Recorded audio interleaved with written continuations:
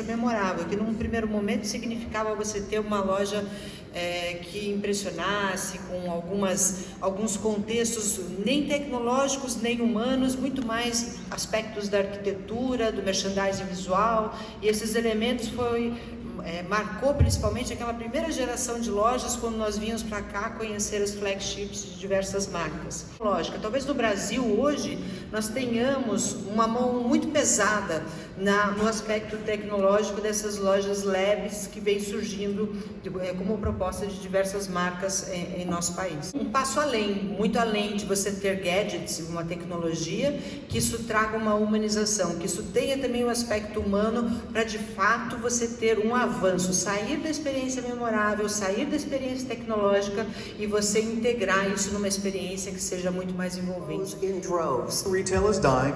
Retail. Retail apocalypse. I know for a fact that there is more cool brands, more innovation, more products than any other time before. And yet the streets are so dull and boring. Retail is not dead, it's evolving. ShowFields, interaction, experiential, product, and ultimately telling a brand story. Brands are being experienced and interpreted into new retail environments. You have to think through all the operations and logistics and then start from scratch to build that experience. And with ShowFields, of course, you get kind of a helping hand the whole way. New York, 14,000 square feet, 4 stories, and everyone, including our board, I think thought we were nuts when we took this building, right? They kept saying to us, we had more people in the store over the past week than we did over Christmas. So, what does that mean?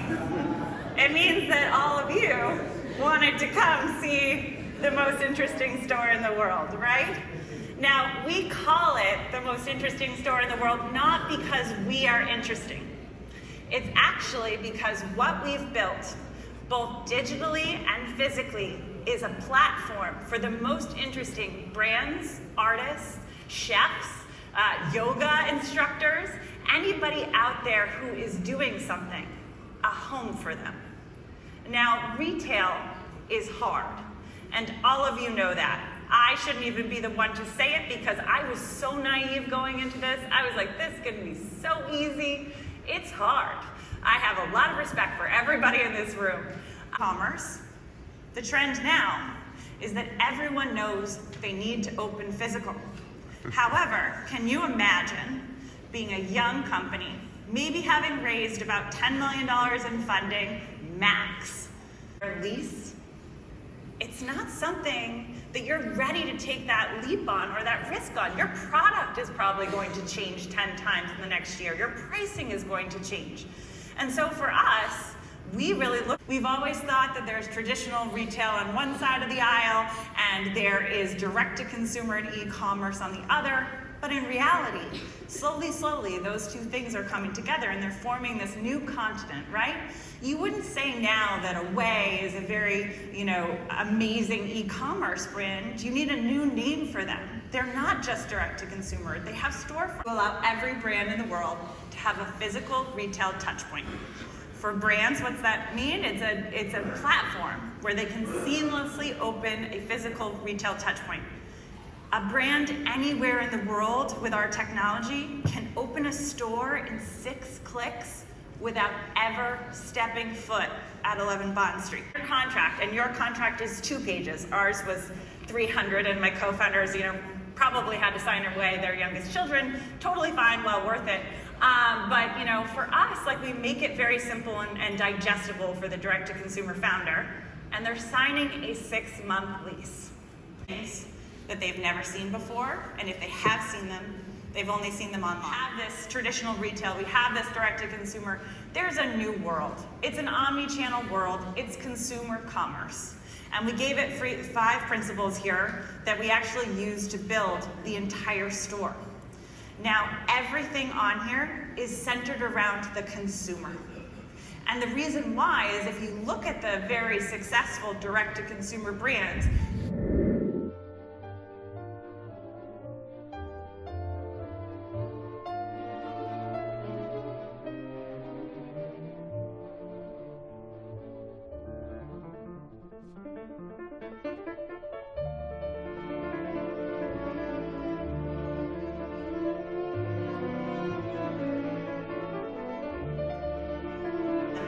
They've only seen them online. Brand pain point. So, content, convenience, connection, curation, community. And I'll show you a little bit how these things manifest. Actual meaning, it's not just a fun harken back to this idea of Selfridges. It is show and fields. Show being that more than 50% of our space is actually art, it's experiences, is the slide if you got to do the slide.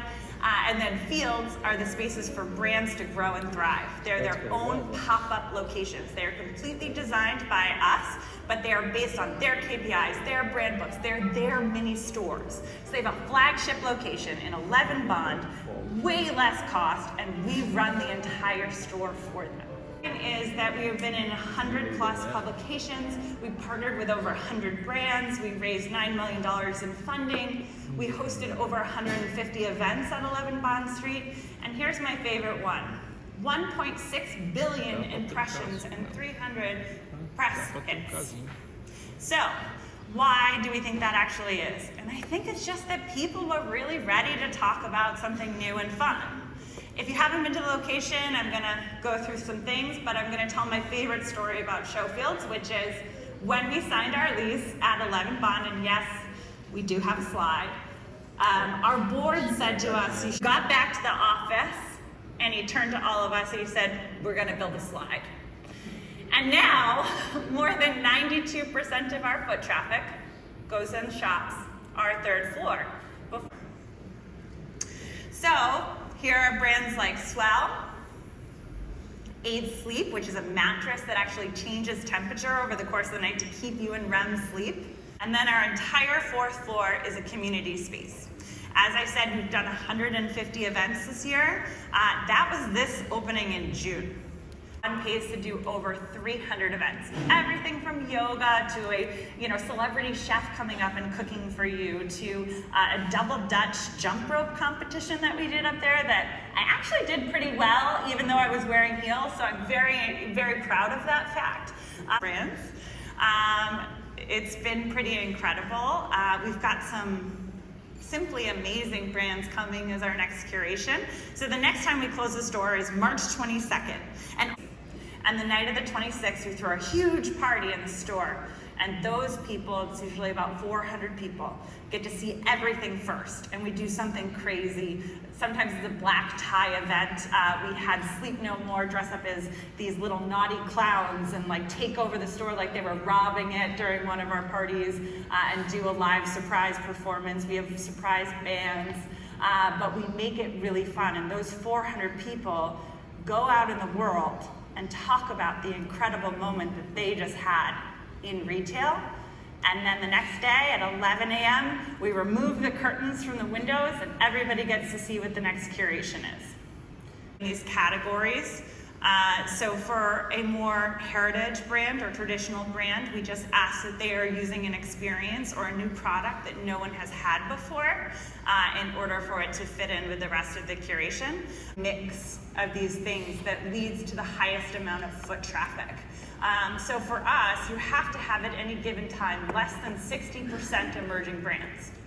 Emerging brands sell really well in the store and they're exciting and they're fun to discover, but they don't generate the type of foot traffic that an anchor like Quip will generate. And it's because Quip already has penetration within the market. They've spent millions of dollars establishing their brand in New York. And so when someone walks by the window and they see Quip in the window, they're excited to come in.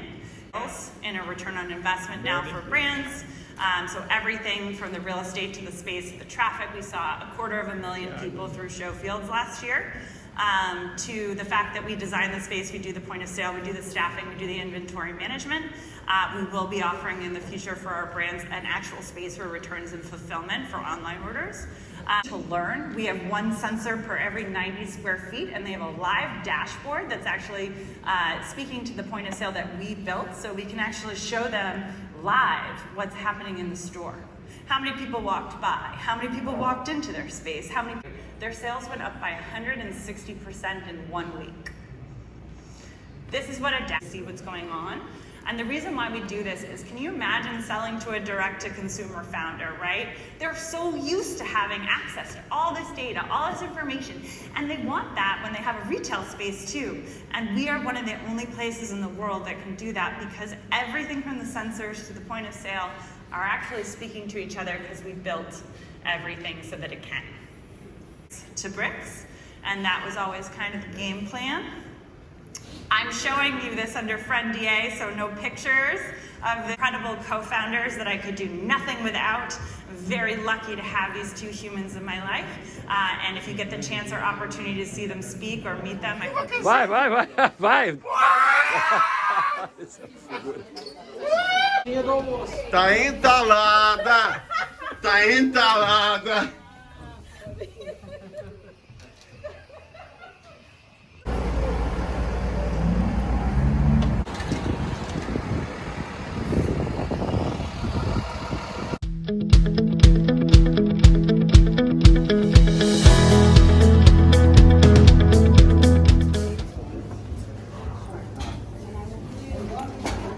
A experiência já dentro do elevador, Pedro.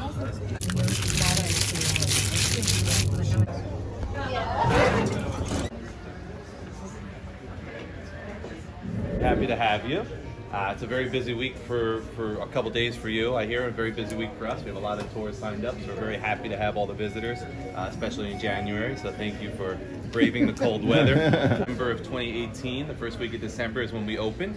We started as one very small floor downstairs with 7 or 8 brands, and then grew into the 4-floor building that we are. So in less than 3 months, we opened up the 2nd and 3rd floor. In April, the 3rd floor became fashion and design with a little music twist up here later in the year. A couple things. ShowFields isn't a person. It's not just one person. It's an idea. It's a community of what we've built. The idea of show, the artwork, the content, the community, the events. So the ability to sign up for a tour. Nashville throws a live concert almost every week. So next week on the 14th is our final concert that we'll have here. This moves out of the way, they get up on the stage. We've had meet and greets. OnePlus on the 2nd floor is a cell phone company. It's very big internationally, so you probably have heard of it. It's a little less known in the United States.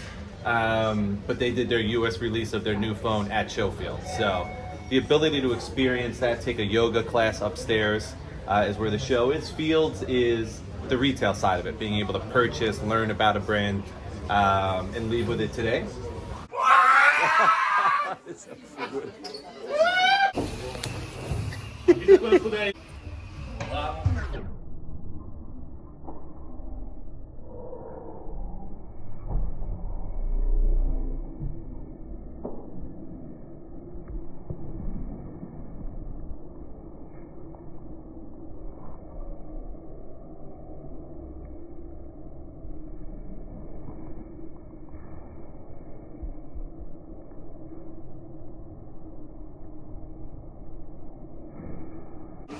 So it holds their annual membership, which you can purchase at $70 a year, is 30,000 images and $3 billion worth of art. Wow. Yeah, exactly. Otherwise, the standard frame is 100 images. It's a sampler of different styles, classical, modern. $70 a year. And then you can, if say after the year you loved it, but there's only, say there's a handful of photos that you loved, you can purchase those and they'll be a part of your canvas forever. Upload your own images, upload your own videos. It works on ambient light, so at night it will turn itself off if it's in a dark room. Esses produtos, esses inventores digitais, alugando o seu espaço, tendo a divulgação dos seus produtos, com a orientação da ShowFields, quer dizer, eles fazem toda uma monitoria, além de entregar, obviamente, os dados, o analytics da resposta do desempenho dessas marcas, desses produtos que estão lá expostos, e toda essa curadoria que eles fazem. Mas é um grande marketplace físico, né? Com esse mindset.